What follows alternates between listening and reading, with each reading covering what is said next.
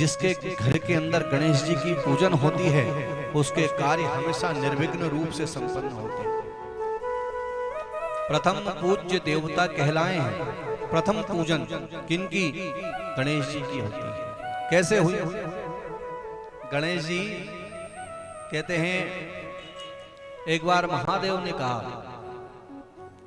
कि जो भी इस पूरे ब्रह्मांड का चक्कर लगा करके पहले आएगा वो प्रथम पूज्य का अधिकारी होगा। किसने कहा? देवादिदेव महादेव ने। गणपति के पद पर वही बैठेगा। तो सभी जितने भी देवता थे सारे देवता अपने अपने वाहनों पर बैठ करके ब्रह्मांड का चक्कर लगाने के लिए कि हम चक्कर लगा के अभी आए।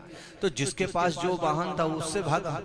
कहते हैं इंद्र काय पे बैठ करके चले, कहते ऐरावत हाथी पर बैठ करके चले, कार्तिकेय काय पर बैठ के उड़े, मोर पर बैठ के उड़े। तो जिसका जो वाहन था वो सब उड़ते जा रहे हैं। तो गणपति जी का वाहन जो था वो सबसे धीमा था। देखो सबकी गति में अंतर होता है कि नहीं होता है? होता है ना। तो गणपति जी का वाहन धीमे। गणपति जी ने सोचा कि इनसे अपन नहीं जीत सकते। तो गणपति जी ने कहा, गणपति जी को कहते हैं बुद्धि का देवता है, बुद्धि प्रदान करता, विवेक प्रदान करते हैं। तो विवेक से काम लिया भोले बाबा ने। कहते हैं भोले बाबा की उस बालक ने, गणपति जी ने विवेक का इस्तेमाल किया। सोचा विचारा। क्या विचार किया? पूरे ब्रह्मांड का चक्कर लगाने के लिए कहा है पिताजी ने, लेकिन ये पूरा ब्रह्मांड तो मेरे पिताजी के भीतर तो समाहित है, मेरे माता पिता के भीतर ही तो सारा ब्रह्मांड समाहित है। तो उन्होंने अपने बुद्धि का प्रयोग करा और बुद्धि का प्रयोग करा और गणपति जी ने क्या करा?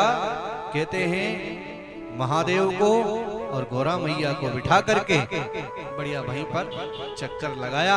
और चक्कर लगाया मतलब परिक्रमा लगाई और प्रणाम किया। जैसे ही परिक्रमा लगाई तो क्या देखते हैं मालूम? जितने भी देवता गए थे ना ब्रह्मांड के अंदर चक्कर लगाने के लिए, तो सब पचिन्हों को देखते जा रहे थे, पैरों के चिन्ह। कहते हैं तो जितने भी वाहन गए थे सारे देवता देखते हैं कि सबसे आगे यदि किसी के पैरों के चिन्ह दिखाई दे रहे हैं तो चूहे के पैर को चिन्ह दिखाई दे। मतलब गणपति जी सबसे आगे। गणपति जी कहीं गए नहीं, लेकिन देवताओं को कैसे दिखाई दे रहा है? जो सबसे आगे है।